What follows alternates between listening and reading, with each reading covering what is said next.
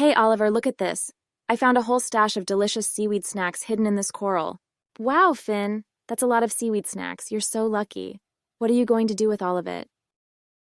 I don't know yet. Maybe I should keep it all for myself. I do love seaweed snacks.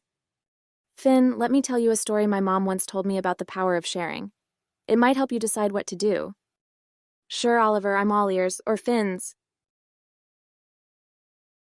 Once upon a time, there was a little fish named Pippa who found a big pile of delicious algae. Pippa was so excited that she wanted to keep it all for herself. But then she noticed her friends were hungry and had nothing to eat. What did Pippa do?